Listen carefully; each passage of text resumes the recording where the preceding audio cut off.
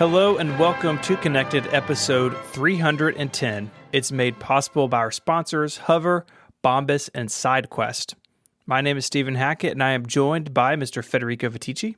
Hello. Hi. How are you? Hey, I'm good. I'm glad to be back. I missed y'all last week. Nice to have you back. Thank you. How's the plumbing? The people want to I give a know. plumbing update. You have to introduce Mike first. Oh, Mike's here. Hey, Mike. Hello. Hello. So how's the plumbing? Yeah, so I missed last week's show because all of our pipes exploded. So what's happening is as soon as it quits raining, so we had like Hurricane Laura leftovers come through and some other rain after it. So it's all very wet. But once it quits raining, a guy with a backhoe is going to come and dig a trench in my yard because we have to replace the line from the house to the sewer under the street. What's a backhoe? I have no idea. What is it? Can you spell it? Backhoe. Okay. Is that an instrument? It's or like a vehicle? it's like a digging machine. You know, like yellow. It's got the scoop on it. Federico, you know these when you see them. It's just like, as usual, Americans have weird names for things, you know? That's what it's called. Let's see. It's like a digger. Oh, well, you don't call this a backhoe. That's what Wikipedia calls it. No, this has a different name. The Wikipedia page was made by an American, clearly, is the problem. There is a different name for this. Like an Digger. excavator? Yeah, or something? excavator or a digger. Yeah. This is an excavator. Yes. Not. What is a backhoe? Is that the brand of the company that makes them? Yeah, that's usually how it goes in America. There's a funny thing, actually, where they're colloquially known as JCBs in the UK because of the brand. JCB. But I'm not 100% sure why it's called a backhoe. Like, what's the hoe, you know? And it's not in the back. It appears to be in the front. It's actually very much in the front, yeah. It's very confusing. It's really a front shovel more than a backhoe. Because Yes. like a hoe, doesn't a hoe, you like till ground with a hoe to make it... Yeah. So, and this isn't that. Like if you're going to plant stuff. Because like... Well, I mean, you could till ground with this. Yeah, but like this digs. Aggressively. You know? Yeah. Welcome to anyways, Connected. whatever. Yeah. So whatever this piece of industrial equipment is, some people are going to come and we're going to replace the sewer line from the house to the sewer. It may go under a big oak tree in my front yard, in which case the tree may not survive. So like it's just lots of knock-on effects. It's not good. Okay, so how much, Stephen, how much do we need to pay you so that day you keep in front of that guy, you keep referring to the machine as an excavator? You never say the word backhoe. I just see what he says. Nice excavator you got there. See if it corrects you. Lovely excavator. Look at the power on you that play with the excavator. excavator. Yeah. Man, that JCB is looking good, boy. Yeah. So think about a price, and Mike and I can split it. Well, and we'll donate it to St. Jude. Okay. But we need video evidence. Like, this is it. We got it, right? You pick a price, we'll donate it, but we need you to like We need proof, like so a voice memo or a video. have your iPhone recording the audio and put it in your pocket and be like, oh, you brought the excavator, I see. Yeah. Or is this one of those things that your dad's going to be there, so you'll be super embarrassed to say it? It's gotta be. It's mostly that. Yeah. Yeah, there you They'll go. be like, what are you talking about? You got no son of mine. That's a backhoe, son. I'll put it on Reels. That's what the chat room says. Yeah, So yeah, perfect. check me out on Reels for my hot excavator For what? content. It's September. Yes. It's very exciting. Today's September 1st, which is to say we're recording this a day early this week, which feels very weird. Yeah, it's I'm going to be Wednesday, off all week basically. now. I'm ruined. Yep, it's not going to be good. But in September, we take time to talk about and focus on St. Jude Children's Research Hospital because September is National Childhood Cancer Awareness Month.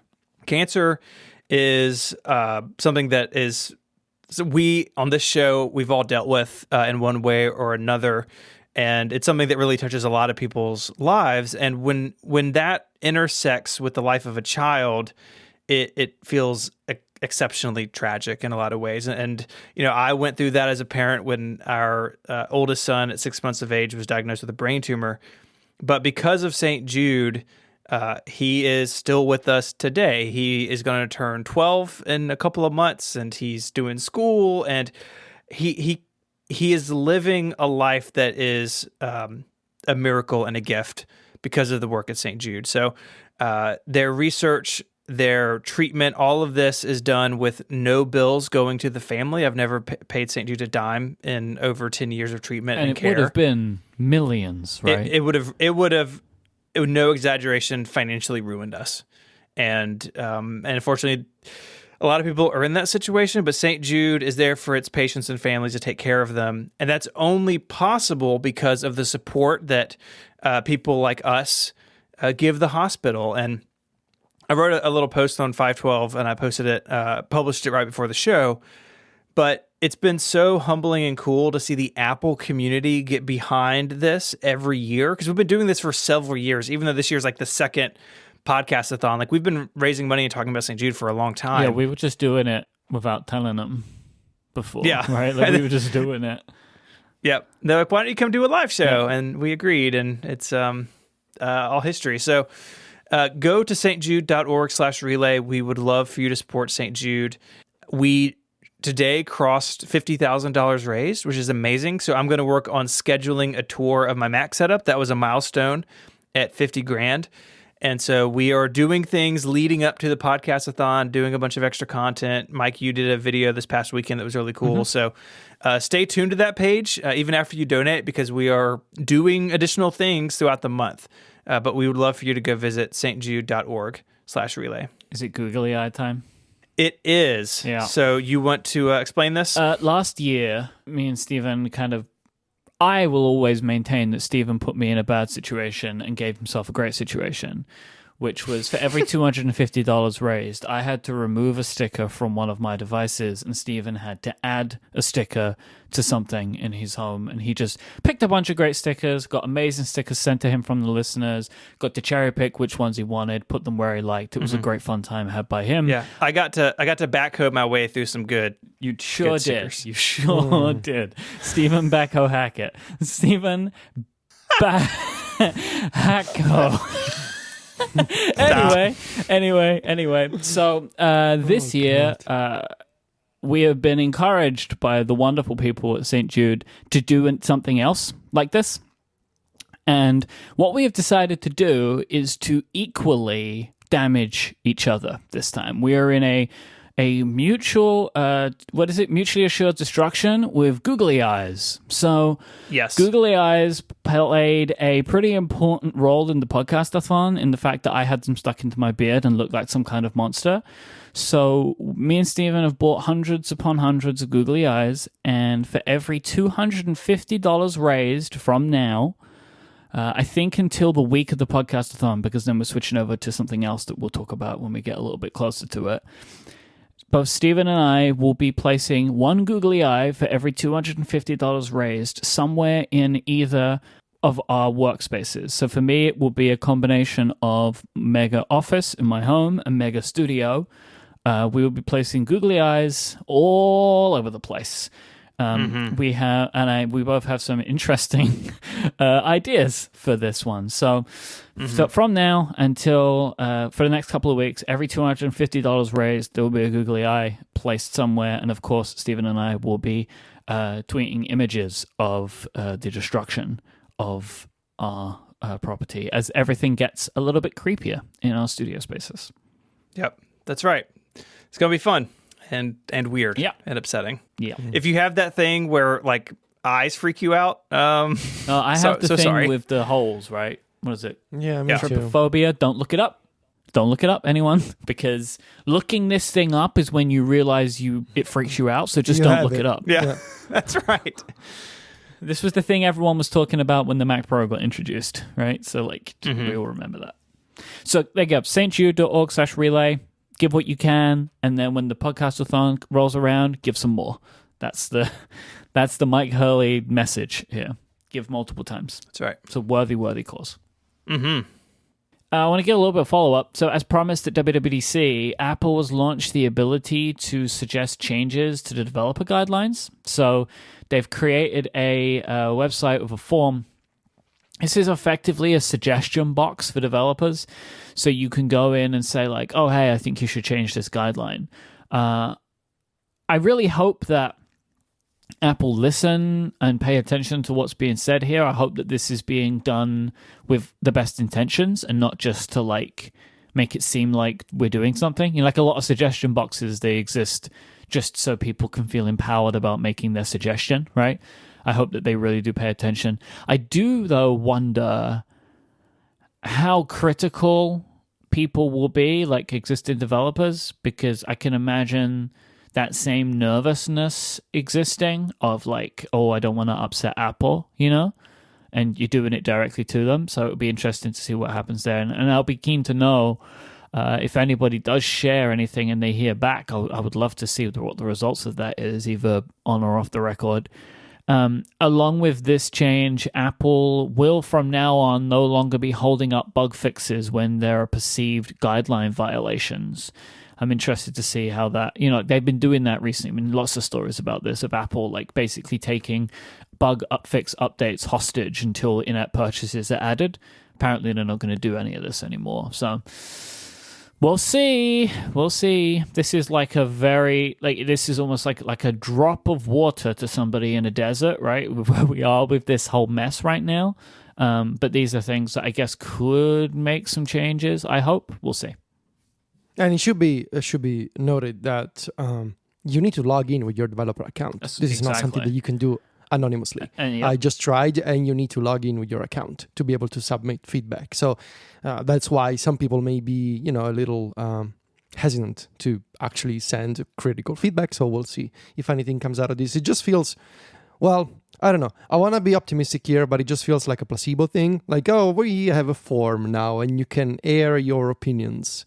But, you know, maybe that's a little too, you know, negative. I want to believe that maybe something good will come out of this. At least it's something. So we'll see. We have some breaking news for the follow-up. Is it really? Straight from the Discord.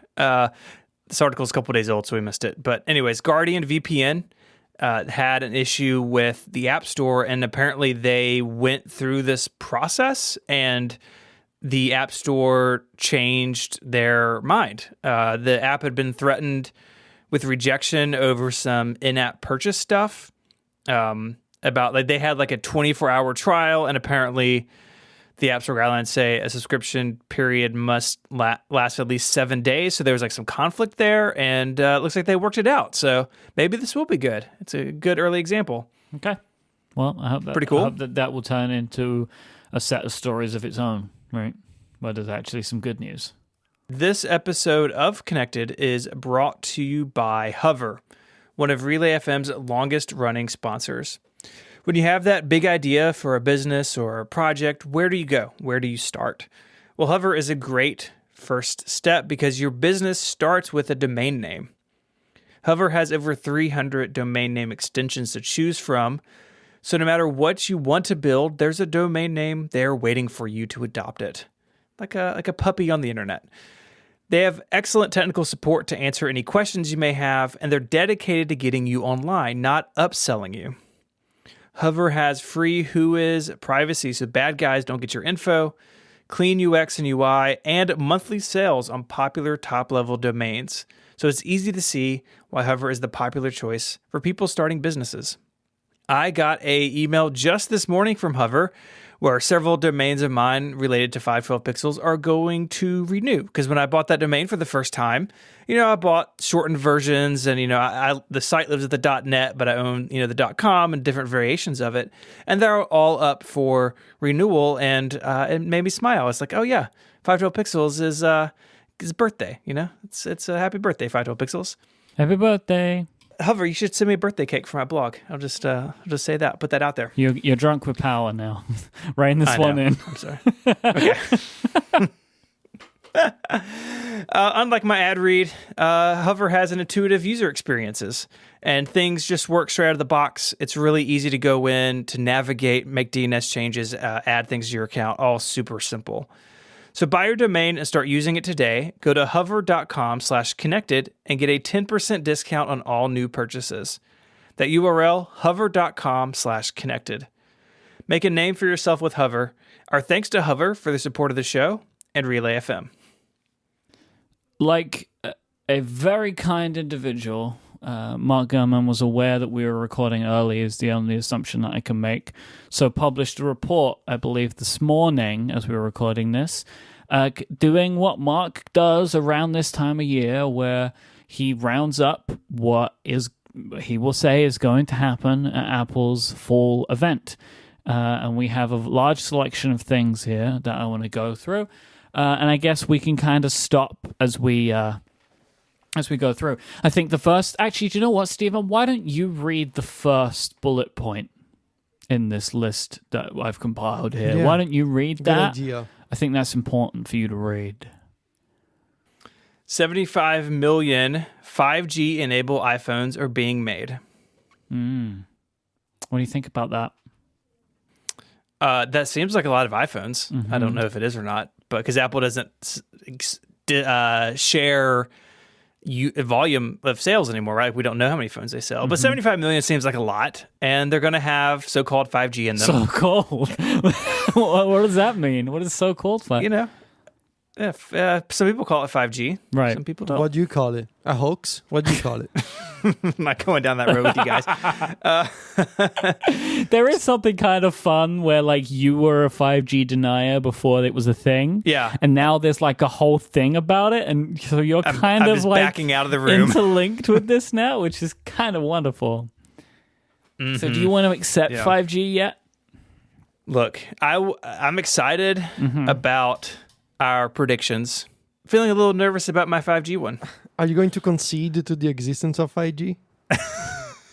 I've seen the light. Okay. I've seen the many 5G towers going up literally in my neighborhood. I think there's one at the end of my street now. There you go. They're coming for you. They're circling in. So Yeah, getting closer and closer. now what we don't know really is the timing of the event, right? Like no one really seems to have a good handle on this. But Mark did indicate in his report that the product releases at least would be in October, which is kind of what we'd figured anyway, because Apple said they were going to be a couple of weeks late. Whether they have the event towards the end of September or not, we're going to have to wait and see, but it's very likely that these products will come out probably over October and November in some cases. So a lot of this stuff we have heard before, but I think is, over the course of a year, there are so many rumors, I think sometimes it can be difficult and they get all mixed up. But Mark Gurman has a very good track record, and this is what Mark is saying will be for the iPhone line. 4 iPhones, all with some kind of 5G, because there are different strengths, powers, speeds, that kind of thing. The iPhones will have a different design. All iPhones will have flat edges, like the iPad Pro. The Pro models will continue to have stainless steel, and my boys, dark blue replaces midnight green. Ooh. Give me that dark blue phone. Dark blue. As a piece of real-time follow-up for you, I have been having the best time with no case on my iPhone. I love it so much. Yes. I love looking at it. I love holding it. No case on the iPhone. It's a really nice way to live if you don't break your phone, right? I haven't yet broke my phone, so we'll find out how long this love affair lasts, but I do very much like not having a case on my phone. So in these 4 iPhones, we'll of course have a wider choice of screen sizes. All the phones will feature OLED screens. The iPhone 12 line will feature a 5.4 and a 6.1 inch phone. That 5.4 inch phone is good. And the 12 Pro will be 6.1 and 6.7 inches. So we'll be getting the smallest iPhone in this form factor ever, and the largest iPhone ever made, screen size wise. A quote from Mark Gurman's article is, some Apple employees testing the new devices think that the new 6.7-inch screen is one of this year's most notable improvements, the people familiar with the situation said. Now, this is interesting for a couple of reasons. One... What's the current size of the Pro Max, for context? Someone will give me that. We'll answer that question in just a few seconds. But that's really interesting to me because, well, one, now it makes me want it, right? Because I'm always on the fence anyway. But there's no note in this report. So 6.5 inches, Federico. Okay. There's no note in this report, and it seems a bit sketchy based on some other rumors as to whether these phones will, at any point in the line, feature a 120 hertz refresh rate display. There have been rumors of like the screens will support it, but Apple's having problems getting some of the controllers, the display controllers that they need. So like they were wanting to do it, but maybe can't do it because of parts issues. But when I read that, it's like, do you think that means that it is a ProMotion display, which is one of the things that makes it so notable, and at that size makes it even more so? I don't know. It's interesting that I don't think that there is there's any like really solid reporting on whether we're going to see the high refresh rate. I know if we don't, I'm going to be pretty disappointed, because I know why. If it doesn't happen, I feel like I know why, but it was a shame because one, I think it's pretty clear that it was supposed to and couldn't.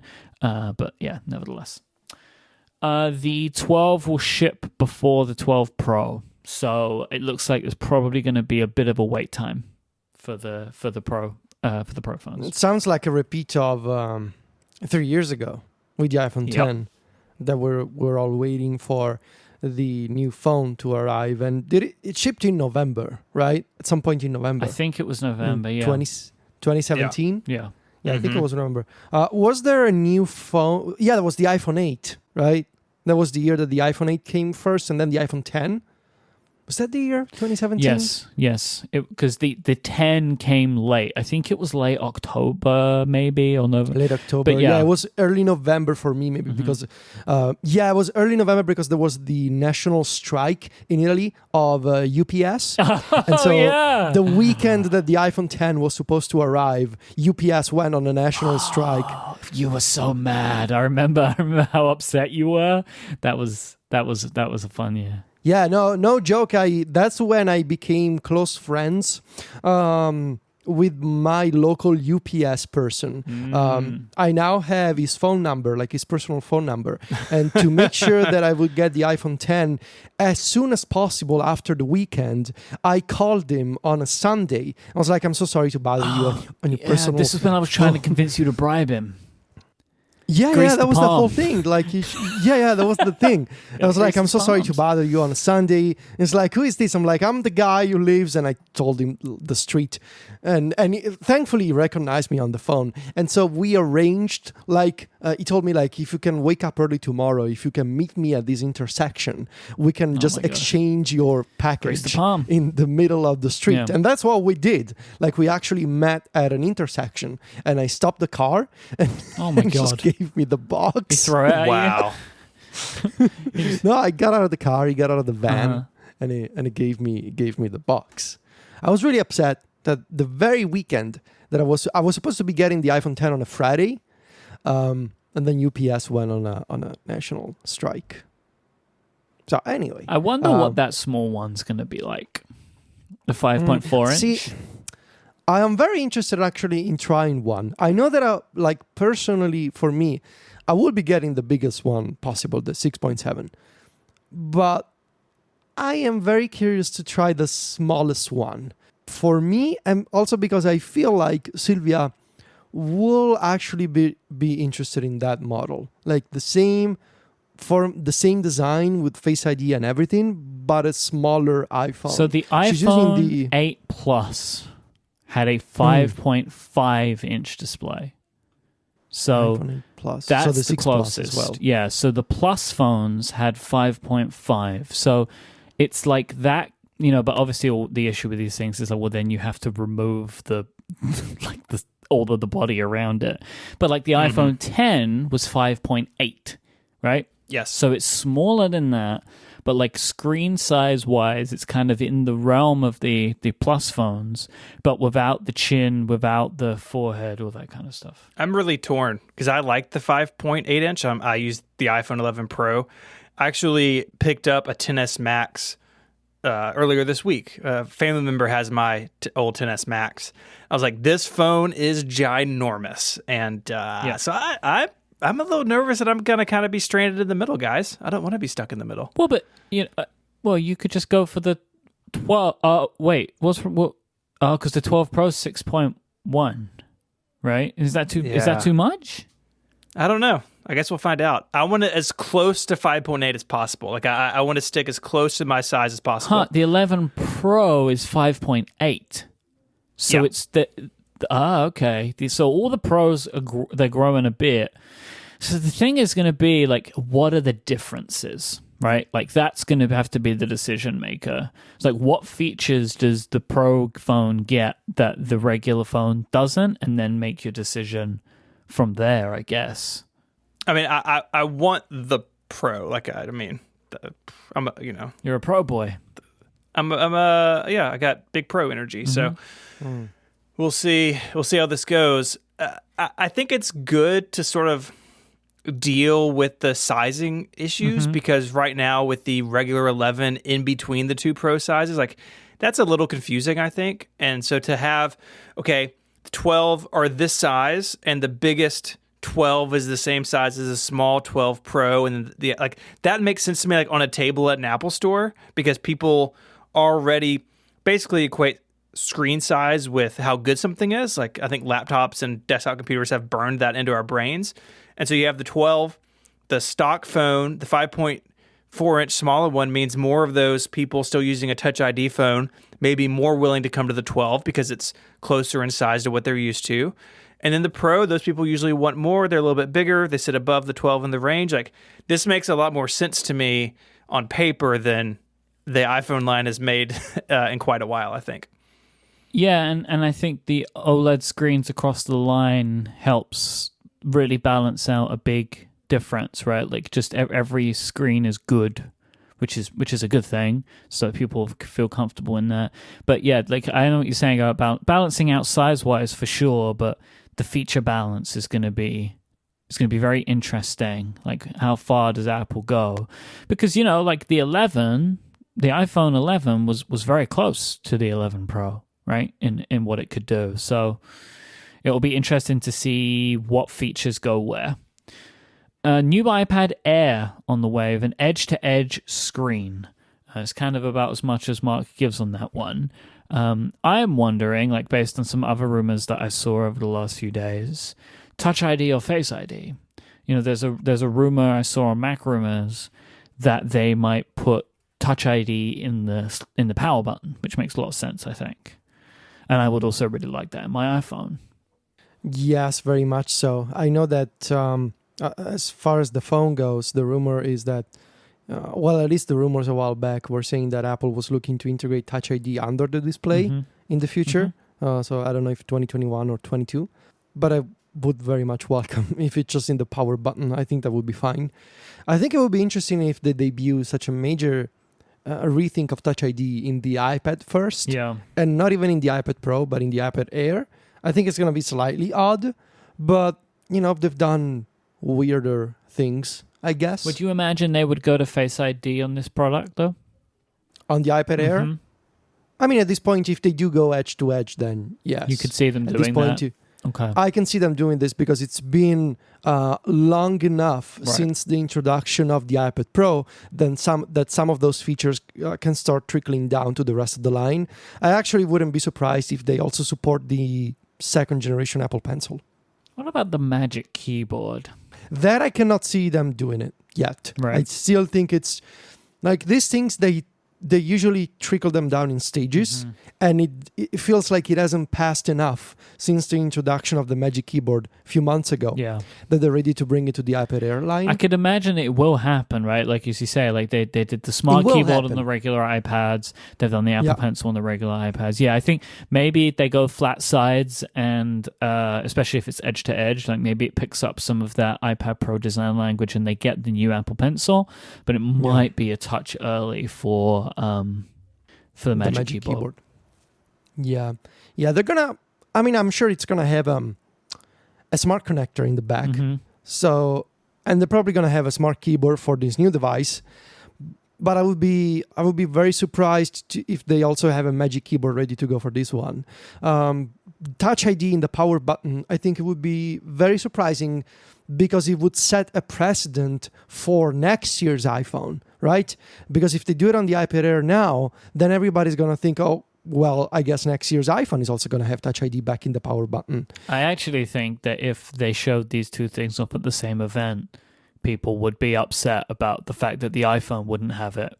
Exactly. They're going to be like, well, why doesn't the iPhone also have Touch ID in the power button? Especially in 2020 with the pandemic going on and face masks making Face ID trickier.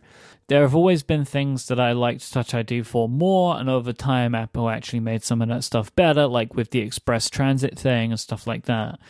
But I want Touch ID to return now because I am a diligent face mask wearer, as everybody should be, which means that like I'm putting in my passcode constantly now. I'm not one of the unicorns that have got Face ID to work with a mask on, so I don't know how that's happening for some people. That hasn't Is it happening for yes, some people? yeah. I've seen multiple people talk about this now. It's even Carter in the chat is saying that Face ID has been 100% with a face mask on. It's definitely happening for some people. I don't know why. You sure they have a face mask on? That's what they're saying. I mean, it does seem strange to me. I don't know how it's possible. Maybe it's like certain face masks, if they conform to your face. Who knows, right? But I've heard it happening to multiple people. I think they were talking about it on ATP a few weeks ago too. Like, it's definitely a thing that some people are seeing. I don't know how it's possible. But nevertheless, that's why I want Touch ID to return. Because there are things like passwords on 1Password or whatever, and I'm entering in my entire like 1Password password instead of being able to use biometrics because I'm on the train and trying to log into something, right? So I would love Touch ID to come back, but I think that you're right. If they did Touch ID in this iPad, it would really stick out if it wasn't in the iPhone too. There's also some stuff about Apple Watches, but we'll talk about that in a minute because we're going to go into that in a little bit more detail. Just mention of over-ear headphones. I'm super happy to hear about it because I'm really interested in that product. HeadPods. I really hope this is finally coming true. They've been rumored for the past year at least, and I think it would be good timing now, especially with the spatial audio thing coming in iOS 14. That's supposedly, Oh, man, I want to try that out so bad. Like, I want to understand what that's all about, but that's just going to be one of those things we have to wait for, right? Yeah, there's this whole thing that, spatial audio, it's not clear. Like, in theory, it's supposed to be working at the very least with Dolby Atmos movies. And I saw some people saying that they added support for this either in beta 5 or beta 6 of iOS 14. And I tried it because I do have a bunch of Dolby Atmos purchases in my iTunes library, but I couldn't notice any meaningful difference with the AirPods Pro. There's also I thought that it required an AirPods firmware update. See, that's what the issue is. I don't know. Yeah, I thought that it's the same with the device switching. Like, there has to be an AirPods update. I guess. Yeah. So, and in addition to spatial audio, there's also the motion stuff happening with AirPods Pro. They have this motion API that they announced at WWDC that's supposed to allow you to use the sensors in the AirPods Pro. So that when you're playing a game or doing something else, developers can actually see your motion in real time. So they can do some interesting things with the motion of your head. So that would also be very interesting if the AirPods Studio or HeadPods, whatever they're called, they also support this. Personally speaking, I still have to find any documentation whatsoever for the Motion API. It's nowhere to be found on the Apple developer website. So I don't know, is this going to be one of the things that they announced at WWDC and they actually never shipped or are never going to ship this year?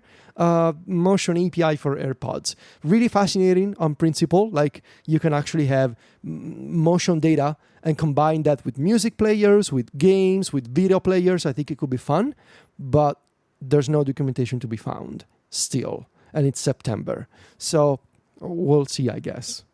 All right, so what else do we have? Smaller HomePod. I don't understand. I can't get my head around this. I'm going to need to see it. Yeah, I don't think people aren't buying the HomePod because of its size. Yeah, I think you're right.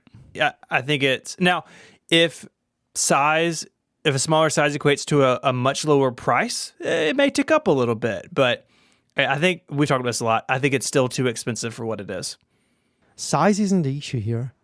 The issue here is the poor Siri support compared to something like the Echo, and it's too expensive, and it's not available worldwide still. Like there's a bunch of problems, and I don't think size is the first of the list of the problems. Yep, I think you're right.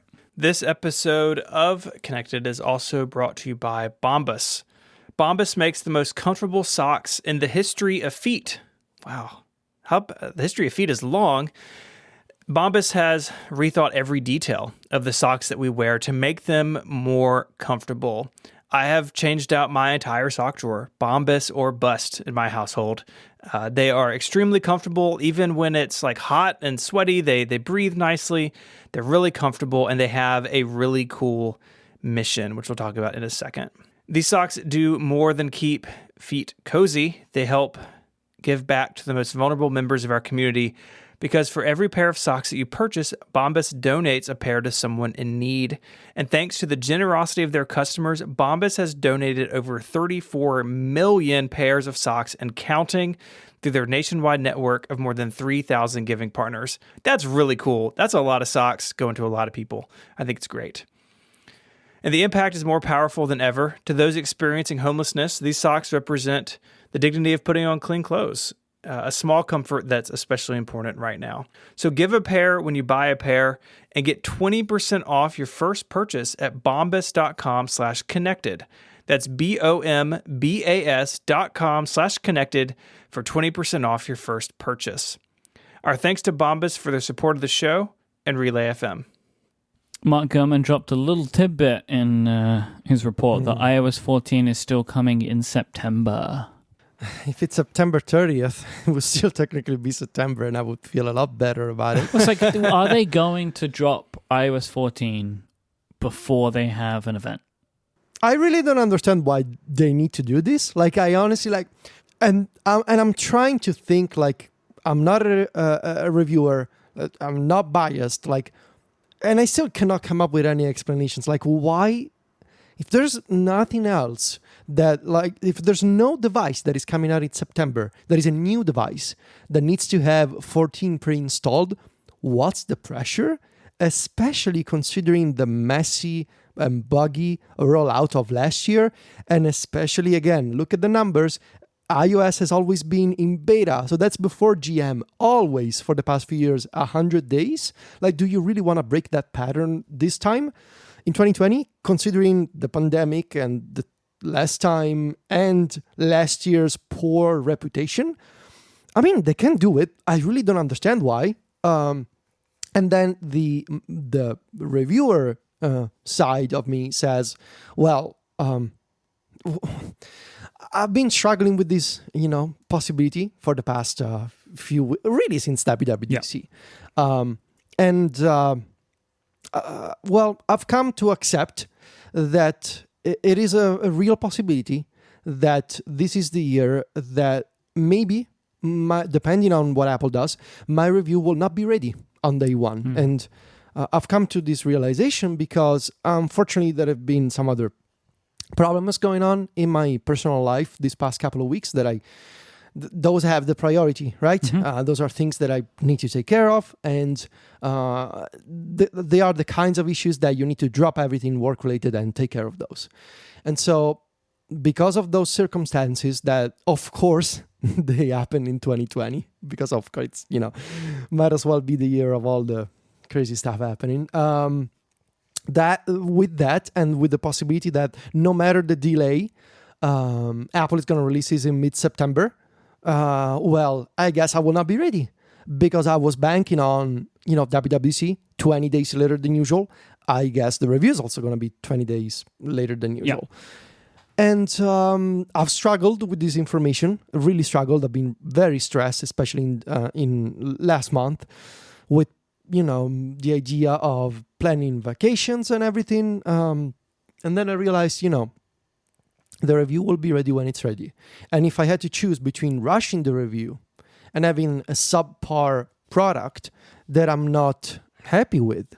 And yes, by the way, I should clarify the problems that I mentioned are not personal problems to me. I'm totally fine. And just, family stuff that I'm supposed to be taking care of.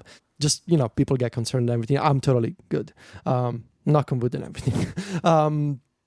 but yeah, choosing between rushing the review and saying, well, you know what, I'm gonna make it special. I'm gonna pour all my energy into it, and if it's gonna be a week later, then fine. I guess I'm gotta hope that people will still pay attention.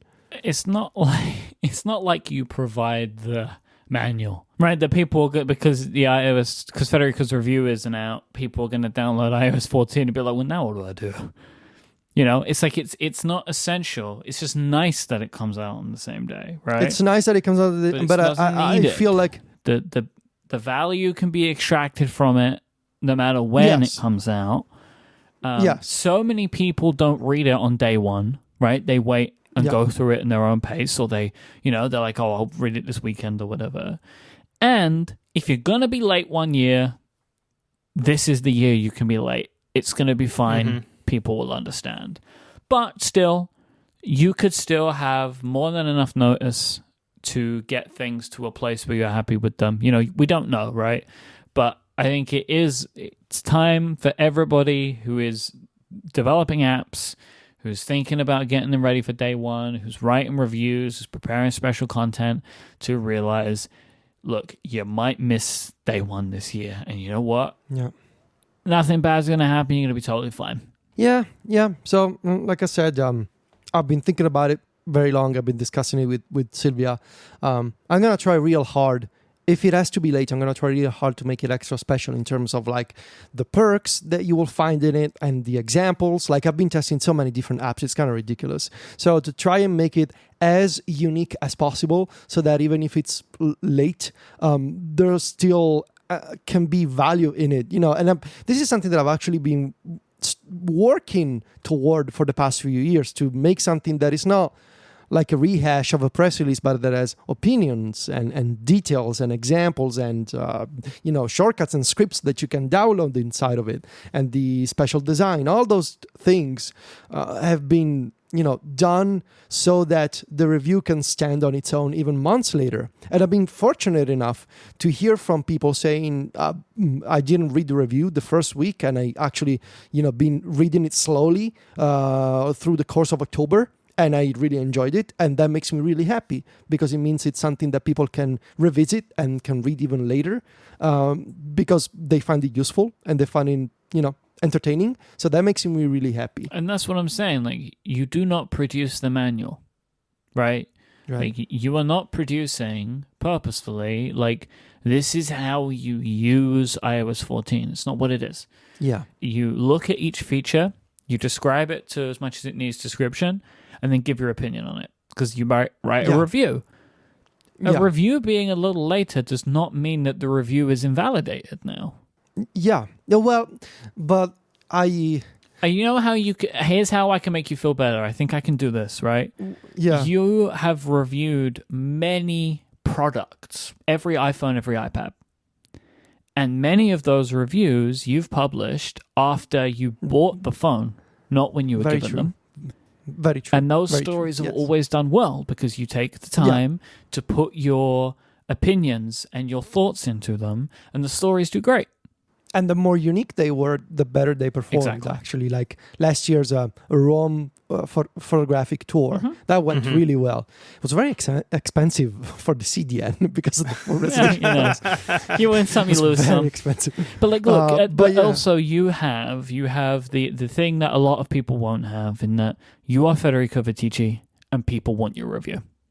And it is your unfair advantage, right? But like, you've built that, right? Like, you've built that advantage over time. But I don't want to.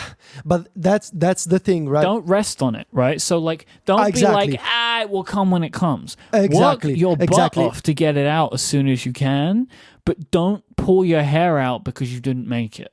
I know. It's just that one of my greatest fears is becoming complacent. But this isn't complacency, Federico. Like, the extreme is becoming irrelevant because you don't care anymore. Yeah. We've seen that happen to a bunch of older people. And I still, like, every day I feel like the proverbial fire has been lit under my behind, because I gotta feel like that. I gotta feel like, I need to do more and more. But you reach a certain point where other things have the priority. And also, I reached the point where, because I did this to myself years ago, for example, the insane work schedule and the never resting and the never sleeping. And I know firsthand where that took me. I reach a certain point where I'm like, okay, I'm going to do my best to try and be ready in time. But then health and family and mental health have the priority always. And also the quality of the work. And exactly. Right? Like if you rush it too much, it's not going to give people what they have then waited for. You take a little bit of extra time and you get it right and you do it. But again, this is not set in stone. Nothing of this is, because still... You may have until the middle of October. Nobody actually really knows, right? Gurman rarely is wrong about this stuff. So I tend to, I would say leaning like 70% mark is right. Yeah, but you've got a lot of September left. There's a lot of September left, and I'm about 60%, I would say, done with the review. The final 40% is much easier, thankfully, because the really hard stuff I did before. And it's just, especially the past 2 weeks have been crazy, so I was hoping to be at a different stage of writing, but I'm not. So, whatever. If it's late September, I can probably manage. If it's mid-September, I can tell you right now, I'm positive I will not be ready mid-September. But then it's just up to you, right? Because when the review comes out, there's obviously people paying attention because it's iOS 14 day. But on that day, there's a lot of stuff happening. Yeah. If you do it an amount of days later, you can make that day your day. It's Federico's day. Yeah, that's a good point. That's a good point. And I know there's pros and cons, and no one really knows how it's going to go. But I really don't think that you are going to have a word. And again, I'll give you another example. Do you remember that time when no one could read the review? Oh my God! What was that? iOS 12. iOS 11, and the website went down, and I was at the vet for a Zelda emergency. So no one could get the review, right? No one could read it. It was dead for many hours. But that year was fine, right? The review still did well. The numbers were great, even though people had to come back to get it. Mm-hmm. Yeah. People want what you are producing because you have built a reputation for producing something which is worth reading. And that is because you've been doing this for how many years? Well, formally, since iOS 9, right. Officially, the Mac Stories review started with 9. So you got 5 years of people expecting this thing. They know it's going to be good. Yeah. So they'll want it. The people will want it no matter when it comes, right? You'll be fine. Don't take this as the ability to publish it in January, right? But no, if exactly. you're a couple of weeks late, it'll be fine. Because also as well, people won't even have their iPhones. People will update to 14, but they won't have the new phone. Exactly. You can wait till they get the new phone and they'll do it then. Whatever, Or 14 will be out, but so many app developers are not ready that people can't even take advantage of the features anyway if you get it out on day one, right? Because there's barely any widgets in the store, maybe. Who knows? Thank you for this. It makes me feel really, really good and better, honestly. Good. It will come together, right? This is just a year where so much stuff is messed up, right? Look, Apple's going to have the iPhone late. Mm-hmm. Right? One of them might not come out for 2 months after when we'd expect.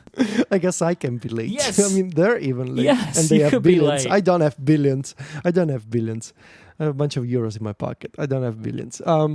Yeah, I still don't get it though. Why does it need to come out in September? All things aside. Right, but we've spoken about this. We were speaking about this last week, right? It is possible that Apple's internal timelines, they're meeting them. This is what we were talking about. That the timeline you have started when WWDC started, but Apple's timeline probably started a month before that. They may have started their we're on beta 1 when WWDC would have been. So they got 3 weeks on you, right? Because the first set of betas were incredibly stable, right? Speak of antitrust, right? And it's anti-competitive advantage over me. They're using their advantage on you again. Yet again. Those Another fair anti-competitive behaviors. You can see it everywhere. But you know what I mean, though, right? Like, you're tracking the beta process, but that's the publicly seen process. They have their own internal timelines. Yeah, and speaking of which, today should have been Beta 7 day, but it's not. It was for the Beta Apple 7. Watch. It was for the Apple Watch. Only the Apple Watch, though. But it might be that they're putting out 13.7 today, so it might be like an all hands on deck type of thing, right? Could be later today for Beta 7 or could be tomorrow. Mm-hmm. But I still think it's going to be weekly. So this week, at some point this week. Yep. iOS, in case anybody's missed that, iOS 13.7 with the exposure notification 2.0 is out today. Although, funnily, in the release notes, Apple just republished the iOS 13 release notes, which is very weird. Oh, gosh. Come on, So Apple. the release notes talk about, like, dark mode is here. Right? Like, it's like it was a whole year ago. It was a whole year ago. Well, there's yeah. iOS 13.7 introduces new Memoji stickers and iCloud Drive folder sharing from the Files app. This update also includes bug fixes and improvements. Sure. Easier times. Federico, I agree with everything Mike said. I kind of just let him go. One thing I will add, though, is it's not like you're doing this in secret, right? It's not like iOS 14 day comes, say, heaven forbid it's in 2 weeks, and there's no Mac Stories review, and people are just left wondering. Like, you're talking about it here on Connected, you're talking about it on social media, your other shows. Like, people who follow you are going to know what's going on. And so you're not leaving people in the dark. If anything, I think us talking about it so much this year, I feel like we've talked about it more in advance this year than in previous years. Like, if anything, that keeps people engaged, looking forward to it. So I think you're communicating with people. I don't think anyone's going to feel upset or tricked or like, where is it? I feel like I deserve this. Like, you are doing the right things when it comes to communicating this in advance. So yeah, work hard. Don't kill yourself over it. And when it's done, post it. And the real hardcore Teachy heads, right? That's your fan base, by the way. Okay. That's a better name for that. It's got to be. No, it's good. It's good as it is. I think they would be surprised now if you did put it out when iOS 14 comes out. Yeah. Right? I think at this point, people are expecting you to be late. What about fan of Rico's? No. Teachy Heads is kind of nice. Teachy Heads, what else could we do? It's kind of nice. We got... I don't know. So yeah, but still, thank you both for the advice and words of encouragement. I will not kill myself over it. It's still a lesson that I'm trying to learn, and sometimes I think this year has gone better in terms of managing my stress levels and managing my work hours. Also because in a way, the pandemic helped in that I wanted to spend more time with my friends this summer, more time than usual, because of the lockdown months prior. So in a sort of weird and twisted way, the pandemic kind of helped there. But still, this is still something that it's very much on my mind every single day, like making progress on this thing. But we'll see. But I agree. If I had to choose between rush it out or take your time and be happy with it, because I know that these stories I use myself again later as reference. I couldn't stand the thought of have it be something that is not as polished as usual. So I will take your advice, guys, very gladly. Just you want to make it right? Yeah, make it right. Don't make it wrong, and then take advantage of the fact if you are late, maybe you'll have more apps that you can feature with the features. Yes, I do. So you might get to do something that you never get to do, which would be to show large applications from large companies, because typically you show indie apps from people that are in the community, because they will send you the betas, but you maybe don't get your hands on more mainstream applications. Like our friends at Google Docs are always there on day one. I with the will new work features. with Google to bring you the exclusive Yeah. this year. So you might get that. Pastor Boy in the chat room's made a good suggestion for Teachy fans, seniors. It's a deep cut. Oh, that's It's a good. deep cut right there. Oh wow! So Oh wow! there was That's one good. more product that Mark Gurman spoke about, which was quite a surprise to me, related to the Apple Watch, which we'll talk about just after this break. This episode of Connected is brought to you by SideQuest for Slack. When it comes to help desks and request tracking tools, we all seem to have this love-hate relationship with them. For many teams, they are the only way to process a large volume of requests in an efficient and reliable manner, but at the same time, they can feel impersonal, old-fashioned, and inaccessible. SideQuest is a new app that lets you create help desks and personal task inboxes that teams love. Get this, 100% inside of Slack, where business happens for many of us. I'm in Slack all day, every day. SideQuest combines the reliability of traditional ticketing systems and the ease of use of modern task managers inside Slack, the place where teams, like I said, were already communicating. Plus, it allows your workspace members to create tasks in public or private support channels, but also for each other in personal task inboxes. And for private Slack channels, it works like a mailbox. Anyone can submit tickets, but only designated agents can see what's going on inside. This is great for things like confidential requests. As soon as a ticket has been created, SideQuest turns it into a single point of truth, so your team always has a shared understanding about the task at hand, its history, and its status. This reduces ambiguities and the need for awkward, hey, friendly reminder about my ticket. SideQuest takes care of all that stuff. It's a great fit for internal tech, HR, office management, and other service desks, as well as for teams looking for a lightweight task tracking solution. There's no need to install new software or to set up and manage new accounts, as it lives 100% inside Slack. SideQuest is made in Germany, so you are fully protected by GDPR, one of the world's strictest data protection laws. It takes just 2 clicks to install and comes with interactive onboarding. Plus, you can sign up for a 30-day free trial with no credit card or personal data required. So open up your new help desk today and test SideQuest for 1 month free of charge by visiting getsidequest.app/connected and then use the promo code CONNECTED for 50% off the first 6 months. Create help desks and personal task inboxes that teams love with SideQuest 100% inside Slack. That's getsidequest.app/connected and the promo code CONNECTED for 1 month free, and again, 50% off the first 6 months. Our thanks to SideQuest for Slack for their support of the show and Relay FM. It's a pretty mega discount. It is. All right, so I was quite surprised about this, both to see it in Mark Gurman's report, and then, Stephen, you put some extra links in, kind of talking about some rumors and some possibilities of this product, that we'll see 2 Apple Watches. Now, this doesn't mean what we've seen in the past, where they're going to be Apple Watches with different materials. That may be the case, but we're talking 2 products here. One will be a successor to the Series 5.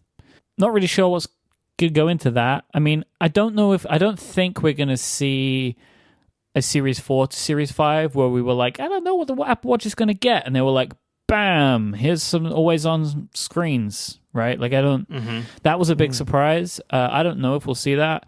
I would really love to see what I'd seen rumors about before, about like sensors that could detect stress and stuff like that, and like panic attacks. Like that feels like a really good place to move for the Apple Watch. I guess most people are hoping for more battery life, which could happen with the removal of the Force Touch sensors in the display. Although personally, I would like to actually see the watch get thinner rather than more battery, but that's just my own tastes. Do either of you have any thoughts as to what you think could be in the Series 5 or what you'd want to see? In the Series 6, I guess it would be, wouldn't it? Yeah, those sensors, what is it, the blood oxygen level, that could be really interesting. I think it's something that I would personally want, especially in the context of, I guess it could be integrated with sleep tracking somehow.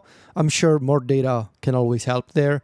And for managing stress levels and anxiety, to detect panic attacks and to have that integration with the Breathe app, for example, it could be really fascinating to have. And it's the kind of hardware addition that could spawn a lot of new categories of apps on the watch, I feel like. And battery life, I agree. It's also something that I would welcome. The design itself is fine. I could go for some more thinness. I could go for a thinner watch, but it's not like, if I were to choose that sensor and longer battery, you can never go wrong with that, especially in the context of sleep tracking. So if they can get even a couple extra hours out of the watch, I think I would like that. What about you, Stephen? Do you have anything specific? No, I think I'm on board with all of that. I mean, it really feels like this could be the Apple Watch's moment to shine. You know, they're doing the hand washing stuff in the new Watch OS, but if they could use even the hardware it already has, or with a new sensor, to make this a more useful tool given our current era, I think it would be great. Whether or not they can do that, I don't know. As far as battery life versus thinness, I mean, if they pull out the 3D Touch, Force Touch layer, that will give them a little more space. I think battery life is pretty good on the Series 5. Now, I have the big one. My wife has the smaller size, and if she works out for, say, an hour, she's charging her watch, at dinner time most days. So I think while I would personally like to see the watch a little thinner, my guess is that they would maybe lean towards battery life, especially if sleep tracking is present or some other sensors that may take up additional power. I can't imagine that Apple's willing to sort of level off on the battery life yet, like they have on the iPad, right? iPads get 10 hours of battery life. That's how it's always been. I feel like the watch could expand that a little bit. Yeah, I don't think that we've hit the sweet spot for battery yet. Like, it did happen, and then it changed again for a lot of people, right? The WatchOS 6 changed it, and obviously the always-on display has changed it a little bit. They could definitely go further. I don't think anyone's going to complain to get more, right? Like, it's definitely a product that could always do with more battery life. But just like, if I was going to make a decision, I don't have problems with the battery because I barely wear mine. But when I do wear it, I always want it to be a little thinner than it is. So that's the Series 6. I mean, we'll get what we get on that one. But then there's a talk of a new Apple Watch product to replace the Series 3 watch, a lower-end model to compete with companies like Fitbit. Now, I'm assuming what that means is compete on price, not on product offering. And I guess the question is, what is this product? What does it cost, and what does it do? Right? Is this an Apple Watch? Like, it's a watch? I think it is. It's to be a watch. I look at this the way maybe Apple looks at the iPhone, right? So until the new SE came along, we had the 11, the 11 Pro, those phones, and the 8 was just sitting there getting kind of older and older. And I think that's where the Apple Watch Series 3 is. It's still for sale. It's still a good watch, but not the current design. A little bit slower on the processor than the Series 4 and Series 5.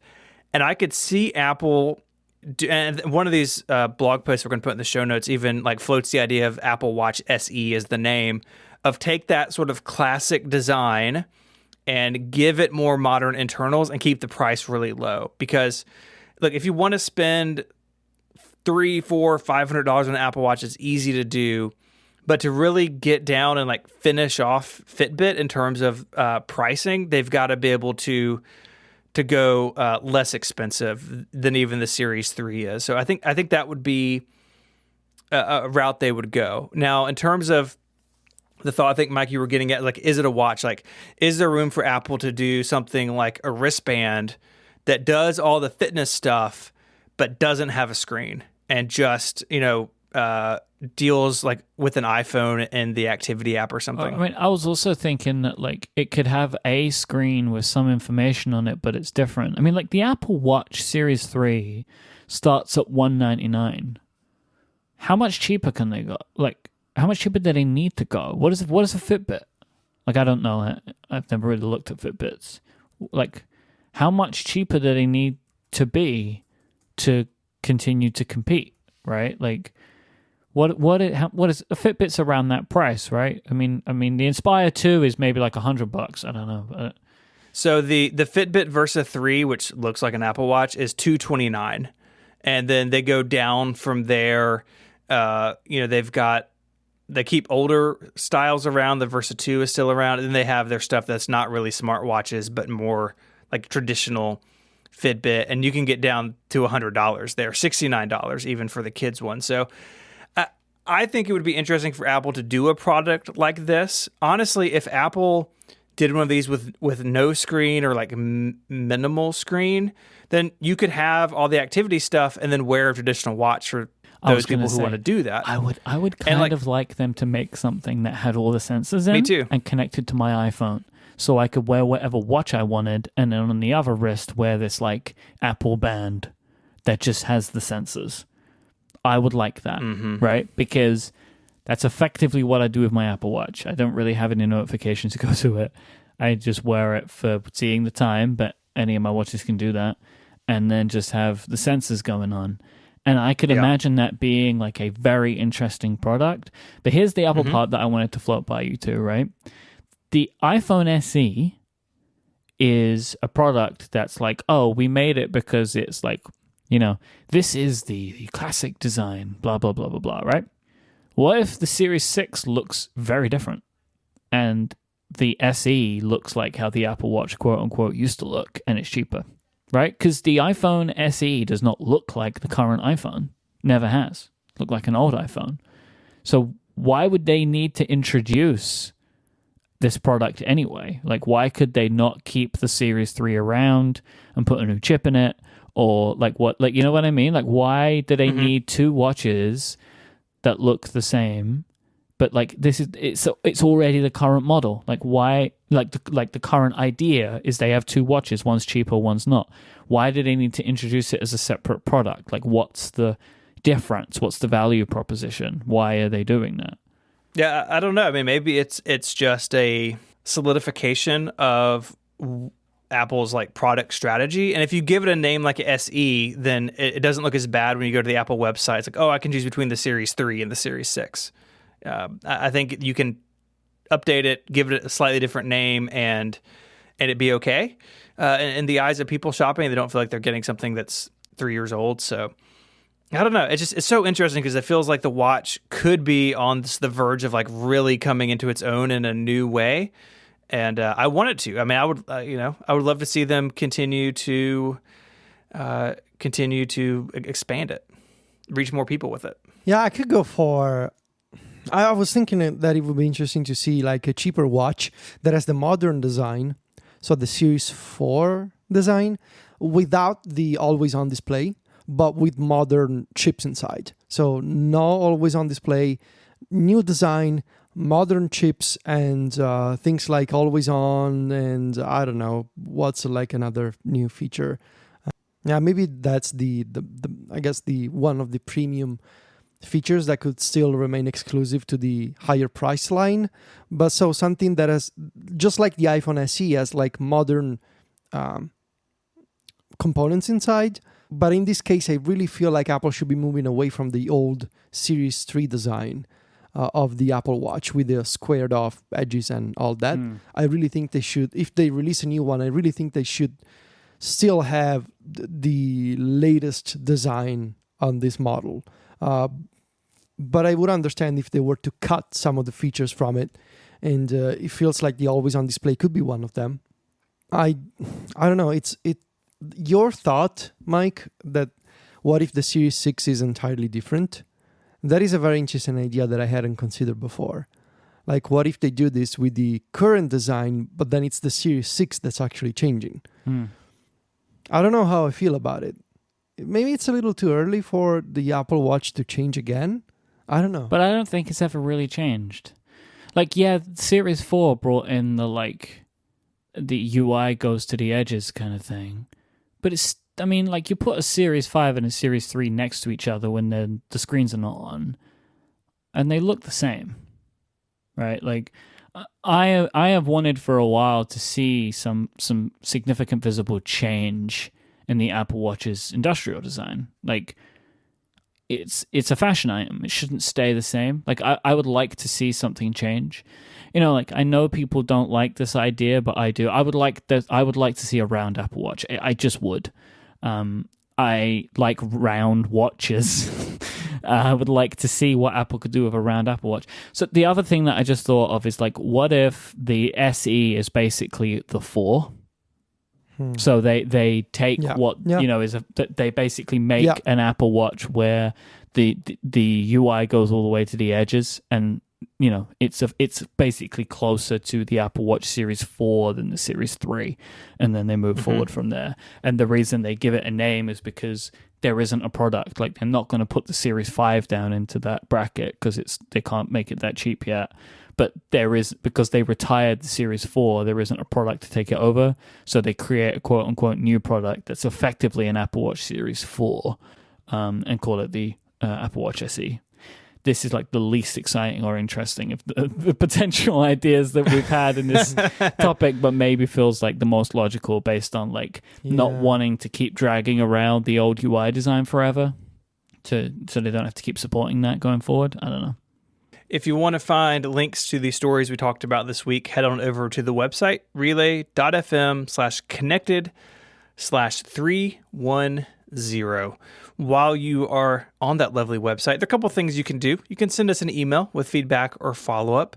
You can become a member and get Connected Pro, which is a ad-free, longer version of the show every single week. And you also get access to all of the annual specials. So we did an ASMR special. The Cortex Upgrade Text Adventure is out. Lots of good stuff in that feed for your listening enjoyment. If you want to find Mike, he's around. He's on the internet. He's on Twitter as IMYKE. Mike hosts a bunch of shows here on Relay FM. Mike, name a show that you do not host. Oh, you got me. A show that I do not host. Why don't you check out, if you're an artsy person, you know, like you like galleries, you like looking at art, you know, there's a show that we have here on Relay FM that I think you might like. It's hosted by Quinn Rose and Betty Chan. It's called Pictorial, and it's two non-professional art enthusiasts who take a look at art and talk about it. Not you. You're not on that show. I'm not on that show. I told you who was on that show. It wasn't me. Not on it. Yeah, not you. You can find Federico on Twitter at Viticci, Viticci, and he is the editor-in-chief of MacStories.net. Lots of good stuff going on Mac Stories. I'm enjoying y'all's coverage of the new features kind of leading up to the review. I think that's a really smart thing. Thank you. And I learned about iOS 13.7 from the Mac Stories Twitter feed today. I had no idea. And then, there's a tweet. That is true. Yeah, hot breaking Mac news over there at Mac Stories. You can find me on Twitter as ISMH and my writing over at 512pixels.net. I'd like to thank our sponsors this week, Hover, Bombas, and SideQuest, and a reminder to go support St. Jude at stjude.org/relay. Until next time, gentlemen. Wait. Can I say one last thing? Yes. Ping launched 10 years ago today. Hooray! Rest in peace. I'll put a link in the show notes over to think about Ping. You can go read it. I'm glad you got that in there. It's good. Real time breaking news here on Connected. Okay, so now for realsies this time, say goodbye, gentlemen. Arrivederci. Cheerio. Bye, y'all.